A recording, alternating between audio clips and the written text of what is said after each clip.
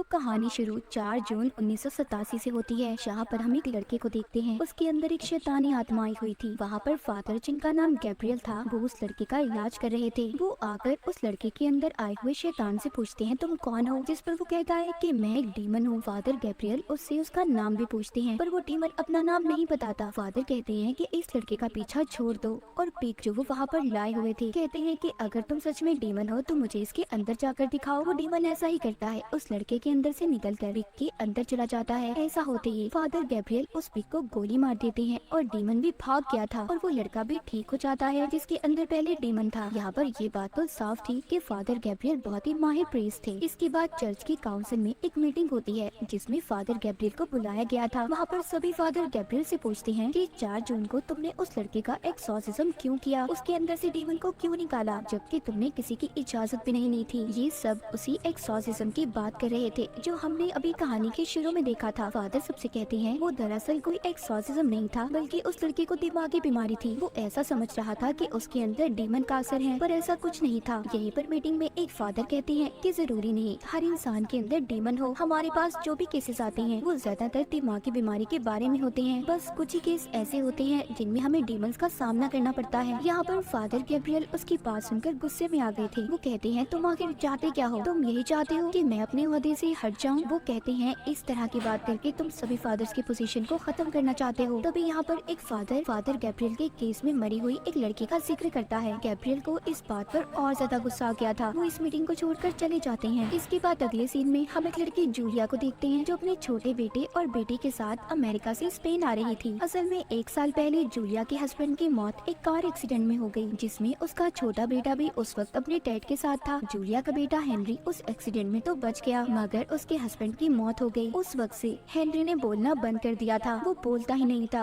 अब क्योंकि इनका कमाई का कोई जरिया नहीं था, तो इसलिए जूलिया अपने हस्बैंड के खानदानी घर की मुरम्मत करवाकर उसे बेचने आई थी, ताकि उसे बेचकर इन्हें पैसे मिल जाएं। इसलिए कुछ दिन के लिए इन्हें यहीं पर रहना था। पर यहाँ पर जूलिया की बेटी को बिल्कुल अच्छा नहीं लगता, क्योंकि वो यहाँ पर रहना ही नहीं चाहती थी। अब जब जूलिया अपने घर में आई थी तो यहाँ पर इसकी मुलाकात एक फादर एस्क्यूबेल से होती है, जो कि इस घर का ख्याल रखा करते थे। वो उससे कहते हैं कि अगर कोई भी जरूरत हुई तो आप मुझे बुला सकती हैं। यहाँ पर जूलिया की बेटी चारों तरफ जब देख रही थी तो उसे दीवार पर एक सिंबल निशान नजर आता है, जो कि एक बड़े चर्च का था। तभी उस दीवार में दरार आने लगी थी, जिससे जूलिया की बेटी डर जाती है और वहाँ से चली गई थी। अब ऐसा ही निशान वहाँ पर इनके घर में जो वर्कर्स काम कर रहे थे उनमें से एक को नजर आता है। जब ये गौर करते हैं और दीवार के अंदर आग जलाकर देखने की कोशिश करते हैं तो वहाँ पर एक जोरदार धमाका होता है, क्योंकि वहाँ पर सल्फर गैस थी, जिस वजह से ये हादसा हुआ था। और इस हादसे की वजह से बाकी के वर्कर्स ने भी काम करने से मना कर दिया था। जब ये सब चल रहा था तो वहाँ पर जूलिया का बेटा हेनरी अजीब अजीब हरकतें करने लगता है। उसे न जाने क्या हो गया था, उसने अब बोलना भी शुरू कर दिया था। जब जूलिया उसे देखने जाती है तो हेनरी के अंदर एक डीमन की आवाज बोल रही थी। वो अपने मुंह के ऊपर एक कट भी मार लेता है। यहाँ पर दरअसल जो वर्कर काम करने आया था उन्होंने आग जलाकर अनजाने में किसी खतरनाक डीमन को आजाद कर दिया था, जिसने बेचारे हेनरी को अपने काबू में कर लिया। हालांकि हेनरी को जूलिया हॉस्पिटल भी लेकर जाती है, जहाँ पर डॉक्टर उसे ये बताते हैं कि वो बस अपने डैड की मौत के सदमे में है, इसीलिए उसे दिमागी डॉक्टर की जरूरत है। डॉक्टर जूलिया को एक इंजेक्शन भी देती है और कहती है कि हेनरी अगर काबू से बाहर हो तो तुम उसे ये इंजेक्शन लगा देना,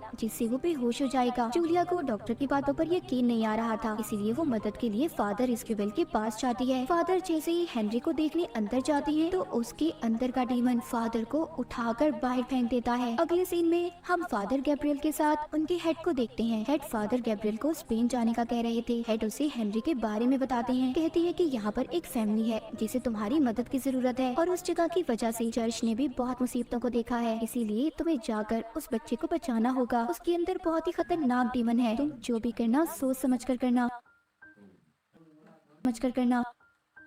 फादर गैब्रियल अब अपने हेड के कहने पर जूलिया के घर पर पहुंच जाते हैं, पर वो इस बात पर हैरान थे कि हेनरी के अंदर जो डीमन है उसने चर्च का क्या नुकसान किया था। फादर गैब्रियल अब जूलिया से कहते हैं कि मैं हेनरी को देखना चाहता हूँ। जब ये उसके पास जाते हैं तो हेनरी के अंदर का डीमन उन्हें देखकर हंसने लगता है और कहता है आ जाओ, मैंने तुम्हें यहाँ पर बुलाना था। फादर गैब्रियल तभी उसे एक निशान दिखाते हैं, जिससे हम हेनरी की आंखों में डीमन की आंखों को भी देख पा रहे थे। जब वो उससे उसका नाम पूछते हैं तो डीमन अपना नाम बताने से मना कर देता है। दरअसल यहाँ पर किसी भी डीमन का नाम पता चल जाए तो एक्सॉर्सिज्म जादू करना आसान हो जाता है, इससे जल्दी डीमन काबू में आ सकता था। यहाँ पर हेनरी के अंदर का डीमन गैब्रियल को डरपोक फायर बुलाता है। दरअसल गैब्रियल पहले आर्मी में था, पर एक जंग में वो लड़ाई से हट गया, मगर इस बात से गैब्रियल को कोई फर्क नहीं पड़ रहा था। तभी हेनरी अपने मुंह से एक मरा हुआ परिंदा निकालता है, जो देखकर गैब्रियल थोड़ा परेशान हो गई थी। वो बाहर आकर एस्क्यूबेल और जूलिया को बताते हैं कि हेनरी के अंदर कोई बहुत ही खतरनाक डीमन है, जो बहुत ज्यादा ताकतवर भी है। उसका एक्सॉर्सिज्म उस पर जादू करना आसान नहीं है, और अगर हमने जल्दी कुछ न किया तो हेनरी की जान को भी खतरा हो सकता है। फादर गैब्रियल बताते हैं कि हेनरी को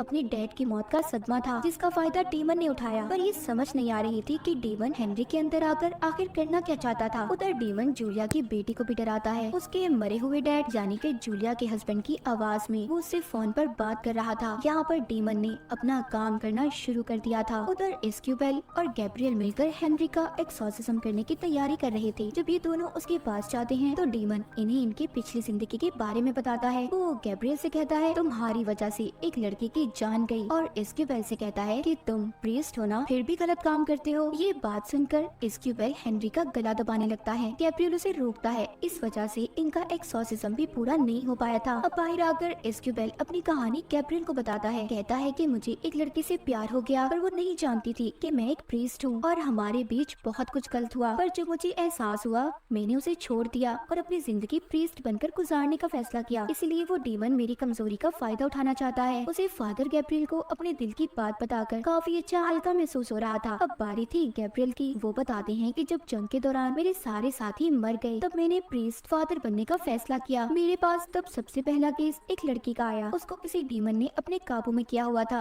पर मुझे लगा कि वो दिमागी तौर पर पागल है, पर ऐसा नहीं था। उसने मेरे सामने एक परिंदे को भी खा लिया। इसीलिए तो जब हेनरी ने अपने मुंह से मरे हुए परिंदे को निकाला तो मैं डर गया था, और वो लड़की बाद में छत से कूद गई, जिस वजह से उसकी मौत हो गई। मुझे आज तक यही लगता है, अगर मैं उसकी बात को मान लेता और उसमें से डीमन को निकाल देता तो आज वो जिंदा होती। इसीलिए अब फादर गैब्रियल एस्क्यूबेल से कहते हैं कि तुम्हें हेनरी पर नजर रखनी होगी, और खुद यहाँ पर उस डीमन के खिलाफ सबूत ढूंढने चले जाते हैं। जहाँ पर उन्हें इसी घर में एक कुआं मिलता है, जिसके ऊपर चर्च के निशान की सील लगी हुई थी, जिसको हटाने से फादर गैब्रियल को बहुत सारे कंकाल ढांचे नजर आते हैं। उधर दूसरी तरफ हम चर्च में गैब्रियल के हेड को देखते हैं, जो बैठे एक किताब को पढ़ रही थी, जिसे पढ़कर उन्हें ये बात पता चलती है कि वहाँ पर जो डीमन है वो बहुत ताकतवर है। वो एक ही वक्त में बहुत सारे लोगों को पोजेस्ड अपने काबू में कर सकता है। इसी किताब को पढ़ते हुए हेड की तबीयत भी खराब हो रही थी। उधर हेनरी के अंदर का डीमन, जो कि एस्क्यूबेल को चालाकी से अपनी मदद के लिए बुलाता है, जब वो उसके पास जाता है तो उसने उसका कान काट लिया था। साथ ही वो जूलिया की बेटी को भी दूर फेंकता है, और जूलिया को बेड पर फेंककर उसका गला घोटने लगता है। जब इन सब के बारे में गैब्रियल को पता चला तो वो वहाँ पर आकर सबको बचाते हैं।